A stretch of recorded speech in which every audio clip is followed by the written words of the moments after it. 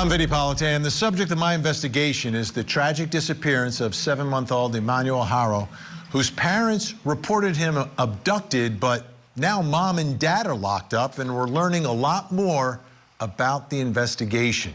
Here's the story. The disappearance of 7-month-old Emmanuel Haro in Riverside County, California has shaken the community to its core.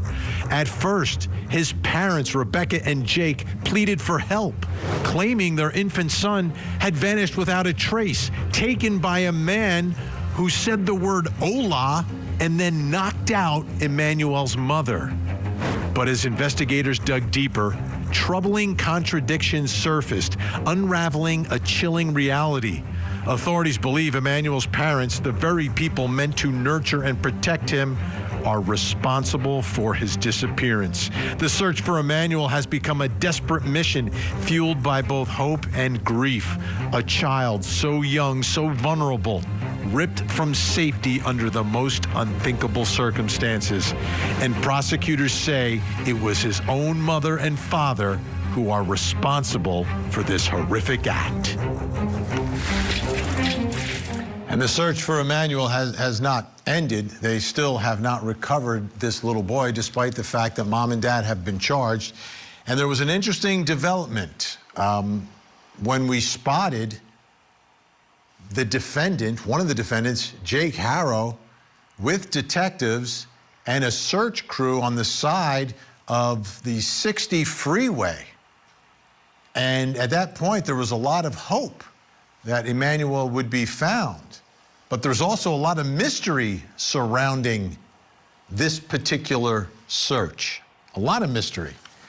Let's bring in Court TV crime and justice correspondent Matt Johnson, who joins us live from the San Bernardino County Sheriff's Office. He's been on the ground there following the story. Matt, great to see you. Did they ever explain why they searched that specific area? What was the basis of that search? Some level of cooperation. That was the quote from the Riverside County District Attorney's Office. They're leading the charge here.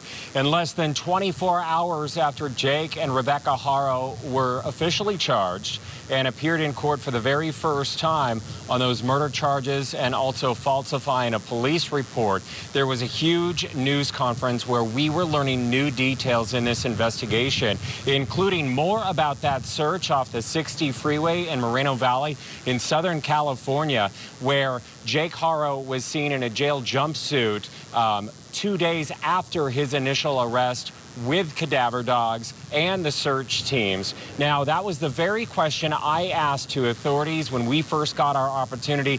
What information led them there? Take a listen. We have a pretty strong indication of where the remains of baby Emmanuel are.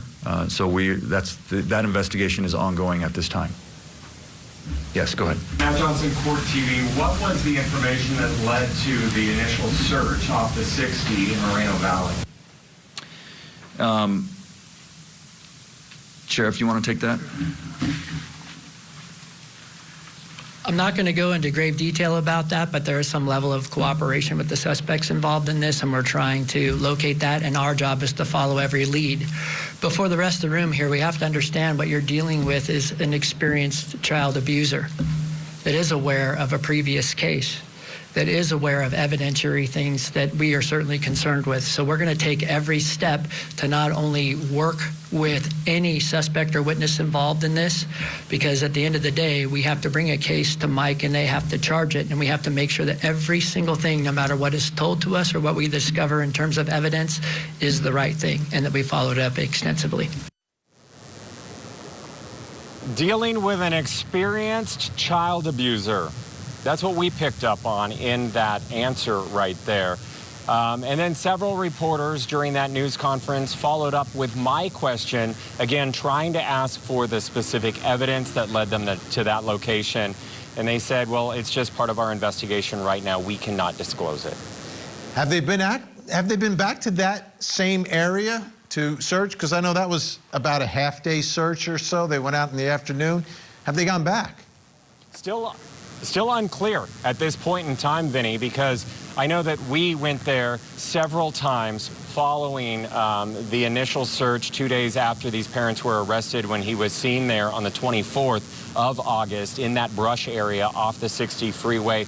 We didn't see any investigators at that point in time.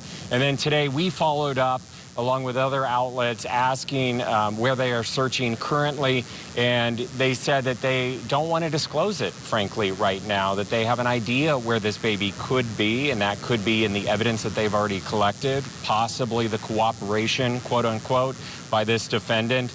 But they don't want to disclose it, and they don't want the public in Southern California searching on their own either. All right, Matt's going to stick around.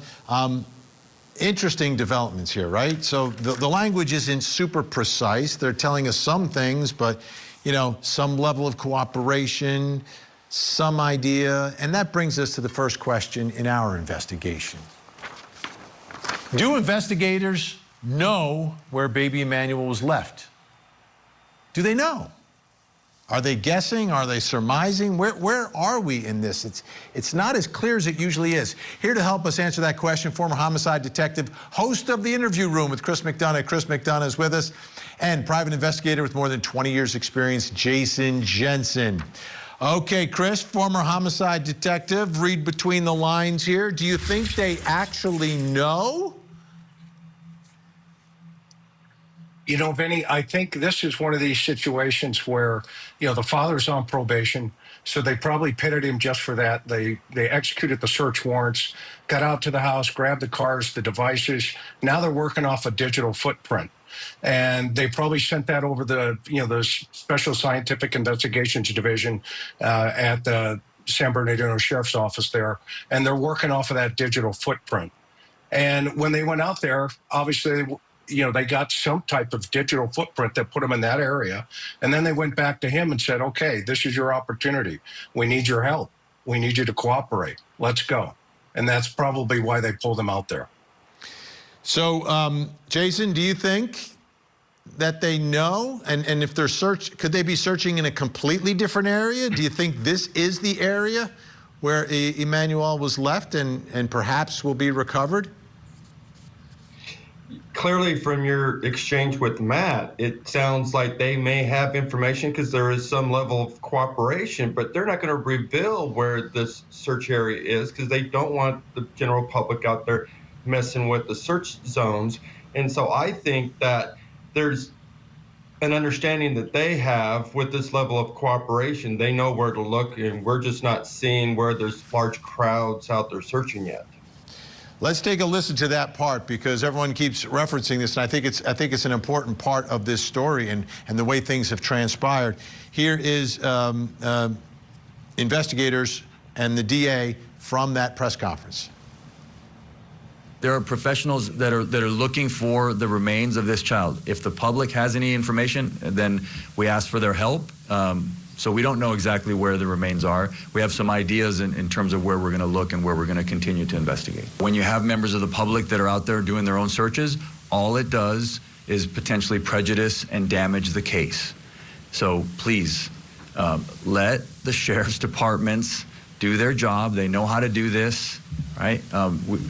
We're helping with them, anything they need from us, but they are the ones driving this investigation, and they will track down every lead. I have all the confidence in both of these great sheriffs and their great departments. Yeah, Chris, this is interesting to me because you're talking about a tiny little baby that has not been found. Each day, evidence, I hate to refer to a baby as evidence, right? But they're telling us that this baby is dead. So now evidence to get justice for the baby disappears each day. I know what happened down in Orlando, Florida, when they didn't find Kaylee Marie Anthony. When they didn't find her, the weather came in, the bugs came in, the critters came in, and in the end, there wasn't enough evidence to convince a jury. Why are they saying no to anyone helping? You know, Vinny, they're already at a 9-day deficit, right? According to the information that we have. So, of course, if that child was deceased almost the first day. And then we don't know what happened to his body. Remember, they hit that house pretty strong, and they even pull up the floorboards. So that tells us they had a lot of blood activity inside of that house.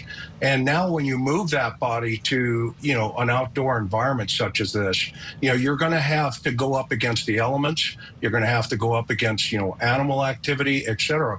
And that canyon where the baby may be off of the 60 there. There's a lot of coyote activity, rats, that kind of stuff.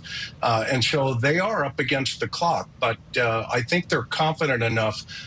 My belief is with that digital footprint that he was out there at some point. Yeah, and Jason, I get back to that statement, some level of cooperation. Like, either you tell us where the baby is or you don't. I don't know what are they giving, dropping little clues? That doesn't make sense to me in terms of why someone, it's impossible to get inside the head of someone who would abuse a baby. That's Jake Haro, has been convicted of it already.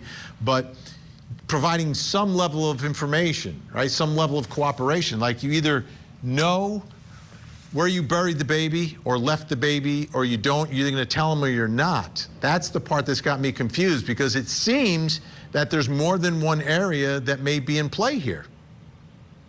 Right. And situations like this, I typically want to take off my missing persons investigator hat and put on my defense investigator hat. And that's where I would want to encourage, as part of the team, to say, hey, this requires full cooperation. Otherwise, going after a malice murder versus manslaughter or something in the middle is off the table, because they're only going to assume malice if you don't get the full recovery of a body. That's true, right? If it was an accident, you would want the body, because then you could prove scientifically that it was some form of an accident. All right, guess you're going to stick around. Coming up next, why would Jake Haro allegedly abuse another baby? We come to you guys asking you to help us find our son. He was abducted last night from Big 5. Somebody struck my wife while she was trying to change his diaper. Monday. This case was unlike a normal murder case. Before the new season of Victim to Verdict, catch up on every episode of Court TV's original true crime series. Did she ever believe that she was ever going to get away with it? Featuring the most compelling cases. People are dug in on both sides. With every twist and turn. She killed my daughter, and he marries her. Victim to Verdict with Ted Rollins. Marathon begins Monday morning, 9/8 Central. Only on Court TV. Just ask you guys if you can help us, Please. This is what he looks like. He's just a baby. Just give our son back, please. Our baby. Did you see what the flyer said? Missing kid? Missing kid. Who calls their baby a kid? My kid. Here's my missing kid. My missing 7-month-old kid. No, doesn't work. From the beginning, folks, the father, the mother, but the father, really something about him. And then information started to come out that this guy has a criminal history involving another one of his children in a prior relationship. Court TV crime and justice correspondent Matt Johnson back with us from the San Bernardino County Sheriff's Office. Okay, what did we learn about that prior case involving that other child of his, the other abuse case? Yeah, definitely. He was in the system before, so we were hearing from the Riverside County District Attorney's Office and the DA. He was very impassioned when he was talking about this situation, saying that the system not only failed baby Emmanuel, 7 months old, but also one of his siblings, because there is a court case where Jake Haro was involved in with injuring an infant, where he was in the system, went before a judge, should have been sentenced to prison. That's what the DA associated with that case was pushing for. But then the visiting judge in the case sentenced him to probation. Take a listen. It was an outrageous an outrageous error in judgment by this judge. And I don't have any problem saying that. I'm not attacking the judge personally. That decision was absolutely outrageous. Mr. Haro should have been in prison at the time that this crime happened. And if that judge had done his job as he should have done, Emmanuel would be alive today. And that's a shame, and it's an outrage. And I hate to say that, but when our criminal justice system breaks down, I'm going to just call it like it is and tell you it broke down. I want to read to you the injuries. The child's name is Carolina. She is still alive today, but she is permanently bedridden. She has permanent damage, cerebral palsy, that is a result of long-term child abuse. That baby girl, again, suffered head injuries, numerous, several fractures. Again, you heard right there, never going to be the same. Life changed forever. And then baby Emmanuel, presumed dead, and at the hands of this same father, according to authorities. Unbelievable, Matt. Unbelievable. You know, he got a deal, like probation for that. So what we're saying is that this defendant was able to walk out of that courtroom, yet his victim, a 10-week-old baby, will never walk. Unreal. All Never. Right. Matt's and gonna, it's just, it's unreal and sad. You're right. Matt's going to stick around. That brings me to the next question, because think about this. He gets a break. The judge literally tells him in court, I'm giving you a break. Don't get into trouble. Why would Jake Haro allegedly abuse another baby? You're convicted of abusing a baby, that the injury is so severe that baby has CP, will never walk again. And now he's allegedly abused another baby who likely is not breathing, is likely dead, according to investigators. All right, here to help with our investigation, psychotherapist, CEO of Life Counseling Solutions, Dr. Janie Lacey, and author and certified mental health counselor, Sharonda Brown. Dr. Janie Lacey, I'll begin with you. You're in court, and the judge says, I'm giving you a break. You know that your own daughter now will never walk. Will never walk because of what you did. How could someone then walk out of that courtroom and then abuse another baby? We're not talking about child abuse here. This is baby abuse. Whole different scenario. How can that happen, Dr. Jenny Lacey?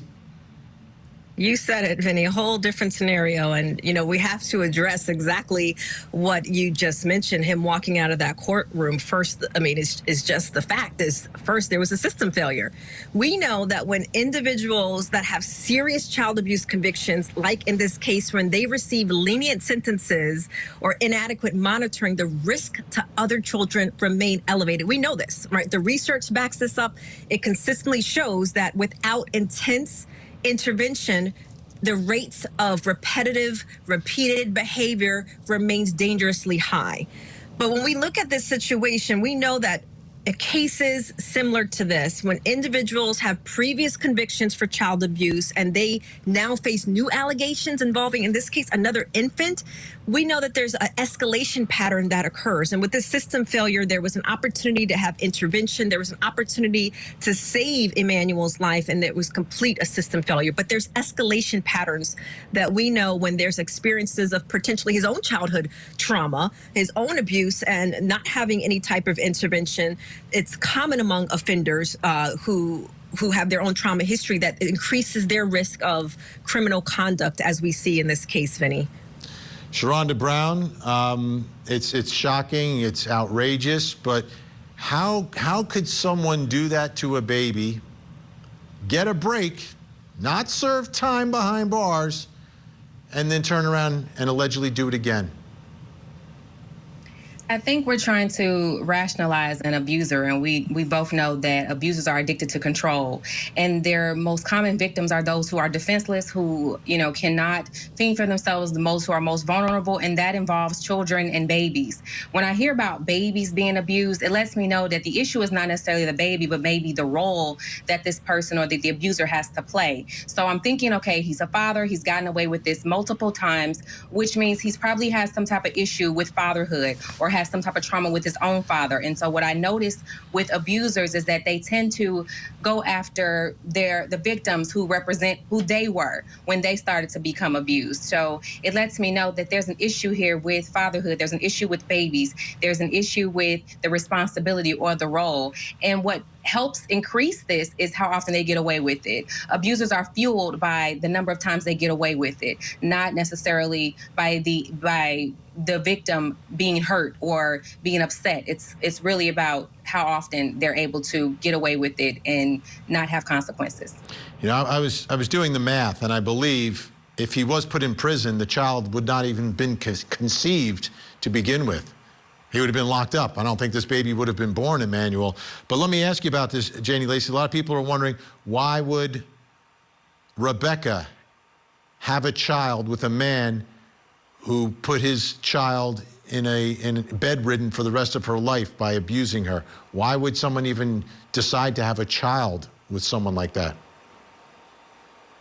Well, Vinnie, we see this all the time in these toxic dynamic relationships. So my assumption would be that Rebecca has her own set of challenges, and perhaps, her addiction in particular to him and wanting to please him, that they will sacrifice their own children, they will abandon their own self to constantly get the validation or chase this empty love from their partner, to the detriment of what we're seeing here. So when we look at women in particular that have their own trauma history, that have abandonment issues, their own core wounds, they will pair with people potentially who will it's what we call trauma repetition, that they will feel the same thing over and over and over again. They're trying to perform an audition and try to get that validation and that attention, to the point where children are abused, neglected themselves as well. Because I would imagine that there's probably some level of abuse in their relationship, would be my assumption when we consider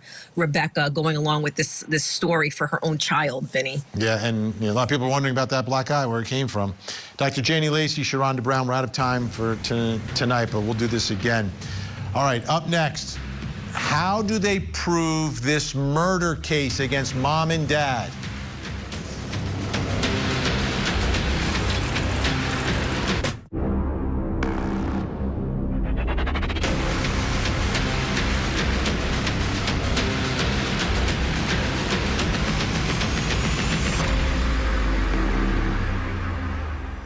I'm Vinnie Politan. We continue our investigation of the disappearance of 7-month-old baby Emmanuel Haro.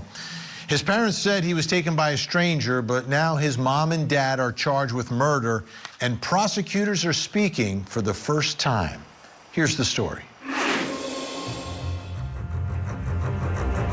Rebecca and Jake Haro have several children. The youngest is just 7 months old. His name is Emmanuel, and he's missing.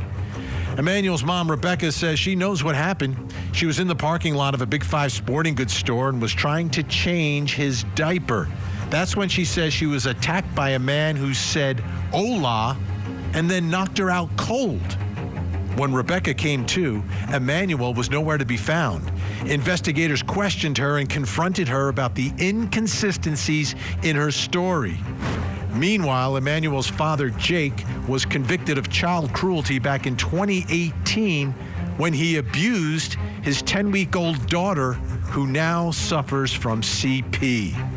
Rebecca and Jake have been arrested and taken into custody, charged with the murder of this little angel.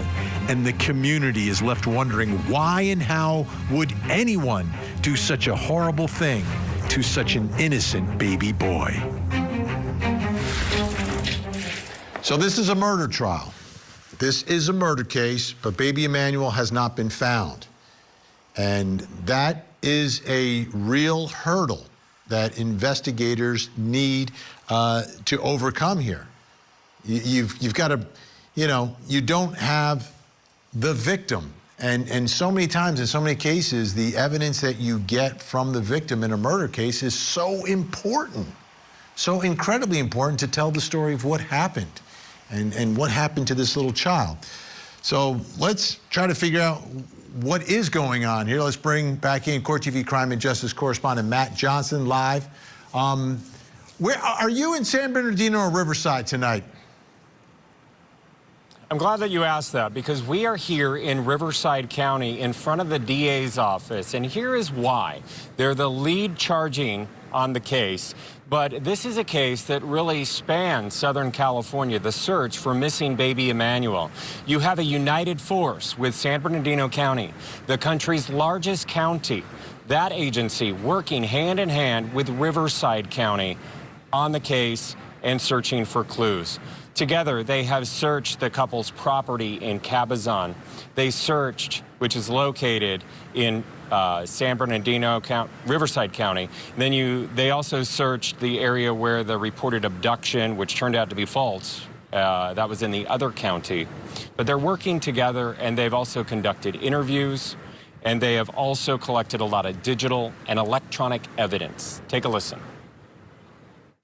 After finding out those inconsistencies in the statement on the initial report, that's where hundreds of hours of investigations have come in by our specialized investigations division to try to get to the bottom of what's really going on here.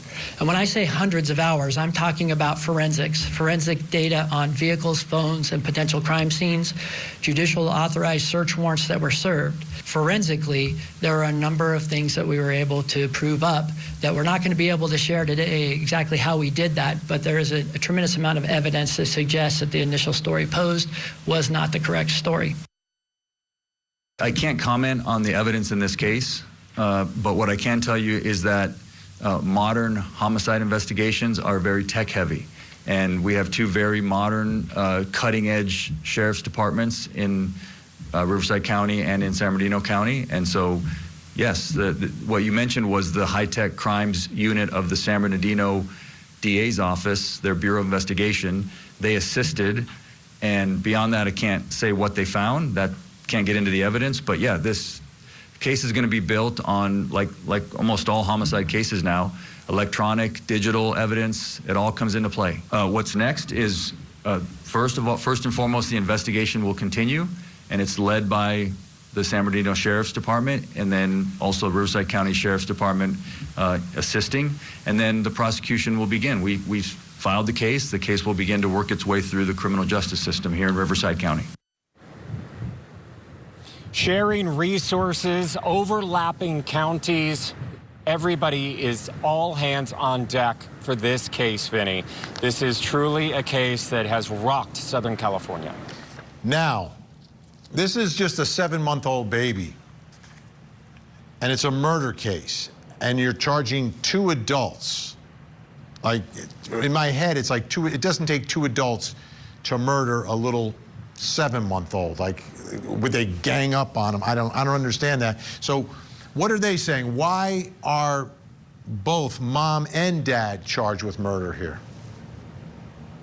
Right, so both mom and dad charged with murder and also falsifying a police report, because remember, they reported this as an alleged abduction at first, which turned out to be false, leading us to today. They are both facing the same charges, and that is because authorities with the Riverside County District Attorney's Office says that they're both culpable. They are both involved in the abuse of this child, ongoing abuse, and that's what led to the death of this baby. They didn't get into specifics of injuries that they believe or the evidence that they collected that led to that thinking, but they're both responsible. Ongoing abuse. Okay. All right. Matt Johnson working overtime for us tonight. Appreciate it. Great work as always on the ground. Okay. All right. So, like, you don't have baby Emmanuel. You're charging both. Brings us to the next question in our investigation. How do they prove this murder case? How do you prove this murder case? I think this is a challenge. Obviously, we don't know everything they know, but still. Here to help answer that question, former homicide detective, host of the Interview Room with Chris McDonough. Chris McDonough is with us. and crime scene reconstructionist. You saw him in the Alec Murdaugh trial, basically brought it home for the prosecution. Dr. Kenneth Kinsey is with us as well. Great to have you both here. All right, Ken, what do you think? He said tech heavy. What are we talking about here, tech heavy?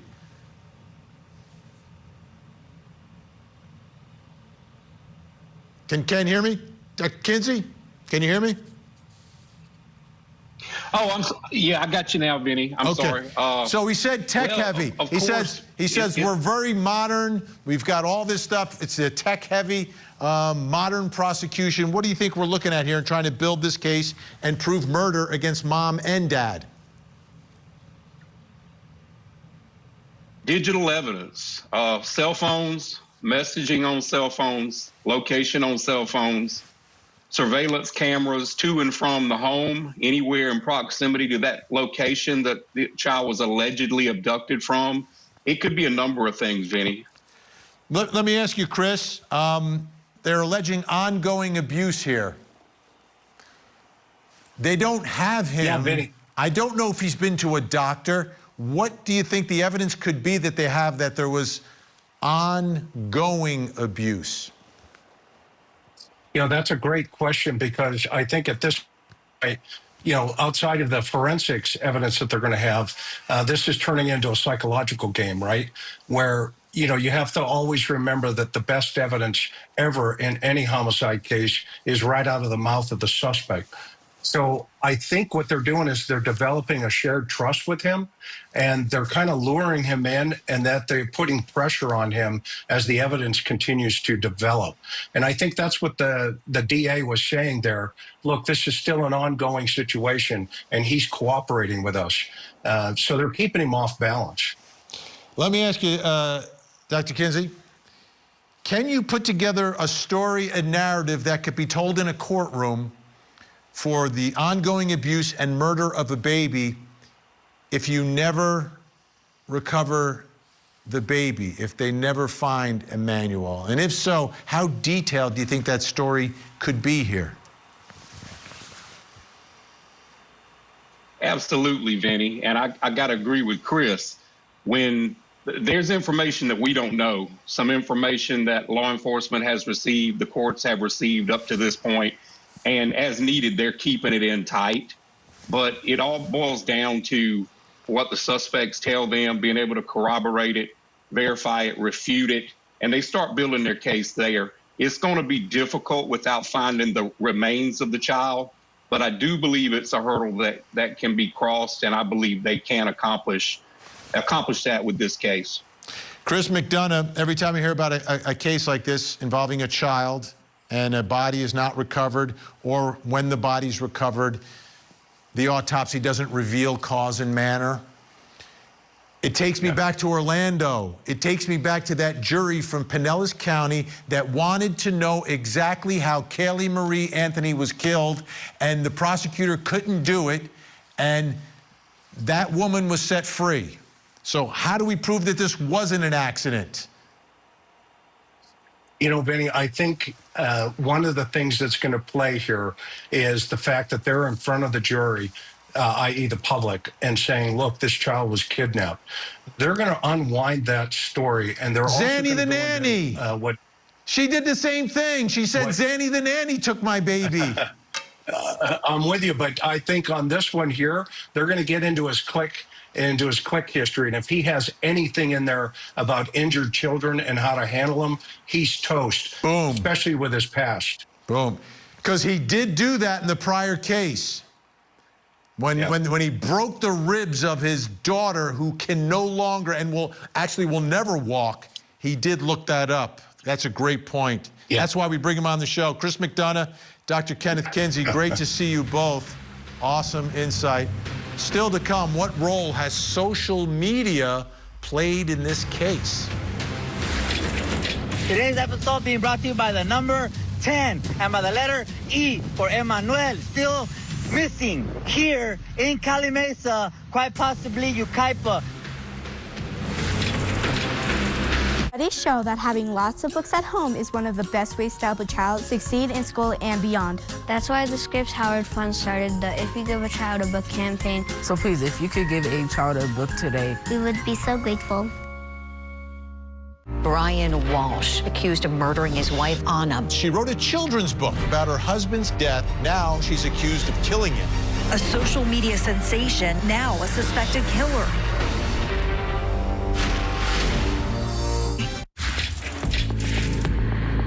We have started our own search party here in Cali Mesa, California. These are our constituents. We started with one and we got about 10, 15 people here, all looking for the common goal.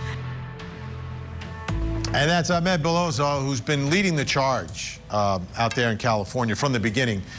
His social media site, On the Tira, all over this story and reporting fact after fact, development after development.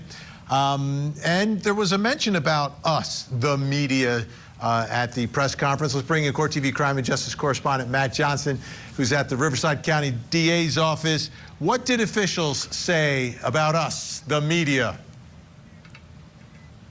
Well, the media, traditional media, has played a big role in this investigation. The tip lines, very helpful. But they also said this. They said that social media and some individuals have been hurtful. Let's watch. I want to thank all of you in the media for covering this, specifically the parents' initial statements to the public while we were trying to find Emmanuel. They became critical as we continued through this investigation. I just want to thank all of you for, especially the normal mainstream media, for your attention to this and for your cooperation in this. You did hear the report, like overheard him ask about the jail confession. Your authorities used fake inmates to get information, and the father confessed that. Well, see, that's not true. So I don't know where you. Well, no. See, this is what happens when you've got all these folks out there online and these keyboard warriors. You get a lot of misinformation, and what you just said is not true. It's misinformation. So that's what I'll tell you did not happen. Someone posts something on social media, and then you all believe that it's true. I actually complimented the mainstream media because you've actually been reaching out to us for comment and actually been printing what we've told you. It hasn't been the sensationalism and the wants for clicks for social media. And that is doing nothing but harming this investigation. False information hurting the investigation. Those were words that we heard quite a bit during that news conference less than 24 hours after the first appearance of Jake and Rebecca Haro in court. And right there, you heard the DA also double down. He says that there was no jailhouse confession. Vinny? Yeah, it's interesting. It's very interesting the way all this has developed. Matt, thanks again. I think I said goodbye to you. I'll say goodbye to you again. Still working hard. See, came back for another segment. Bye. Unbelievable. Okay, so there's always going to be friction. There has been through the years, sometimes between law enforcement and the media. And whether it's media, social media, to me, we're all in this together, and that brings us to the next question in my investigation. What role has social media played in this case? Here to help answer that question, private investigator Lauren Vellucci, also very prolific on social media, and the man who has been leading the coverage of all of this, the founder of On the Tira News, Ahmed Belozo, is with us as well. Great to have you both here. Ahmed, let me begin with you. What do you see as the role of social media in this story, which began as the search for a missing, abducted baby? I believe personally that social media plays a very, very important role in getting information out in real time to our constituents, as I like to call them, or my constituents. I can't speak for other social media creators because I tend not to watch other content creators, because in some of these cases, that's exactly what it is content. And so I can definitely understand the frustrations of the the authorities, but to put us all under the same umbrella is just so disrespectful, the same way it would be disrespectful for me to put him under the same umbrella in all the atrocities that have occurred in his department. And so there's bad apples in every profession. In this case, I feel like I have done an exemplary job, not only because I toot my own horn, but because my constituents have told me so. And not only that, I actually got a message today by one of my sources who is in the investigation, and he said, I can't speak for the sheriff, but I tell you personally that your information has been invaluable to us. And so as hot as I was earlier, and no disrespect to nobody, but I feel that at least in my personal page, I know that I am not out there misleading the public. I am not a copy and paste sort of reporter. If I get a lead, I go down there and I investigate it, because it is not my job to try to show you, or it is my job to give you the facts and let you make your own decision just as they do. But the thing is that when they want our help, they sure ask for it. But when we go out on our own, they complain and then they blame us, the social media, when they should have singled people out or reworded it very, very different. And so just as disappointed as they are, I'm disappointed myself. Yeah, and I don't see a difference here, Lauren. Like, he could say normal media, like I'm normal, versus no, the media is the media. It has always been evolving through the years, and it has evolved to the point where citizen journalists can go out there on their own and dig up stories. And Lauren, you've seen it in the world of true crime, that cases have been solved by people who have been running out and getting things done, or things have been uncovered, things get stirred up, the conversation. It also puts pressure on investigators to solve cases. And I think you touched on it, I think that's what they don't like. But it sure does put pressure. And yeah, all the time we're hearing of cases that if an independent journalist or a YouTube creator hadn't got involved and put so much information out there, things wouldn't have come to light. So I have news for Sheriff Chad Bianco. I hope that he tries to create a working hand in hand with these creators, with these journalists, because they're not going away. This is the wave of the future. And if you're not gonna, have a working relationship, you're doing yourself no favors. You're burning bridges where they would be helpful bridges to find information on your cases. And I found it very tasteless, because there is no normal journalist, like you said, and even big news stations can get it wrong. So right. And sometimes they can be accused of getting something wrong when it's actually right. Another job of the media is to keep those in power honest. And you got to keep the powerful accountable for what they do. Ahmed, I'll give you the final words here. We have like 15 seconds just to wrap things up. I believe that either you want us or you don't. And if you don't, then don't use my content, straight out. There you go. Get a subpoena. Get a subpoena, exactly. And you know what? They called me asking me for video still, and I said, it's not my problem anymore. Look at that. Ahmed Bellozo on the Tira, thank you so much. Lauren Velluccia, always great to see you as well. Social media and true crime go hand in hand. The power of the public is immense. Social media can stir things up, keep stories alive, and create a public awareness that is so much more powerful than just the old-fashioned press release. The question is, when will law enforcement learn how to harness it and use it as a tool rather than just dismiss it? I'm Vinnie Politan. We'll keep digging for answers as the investigation continues.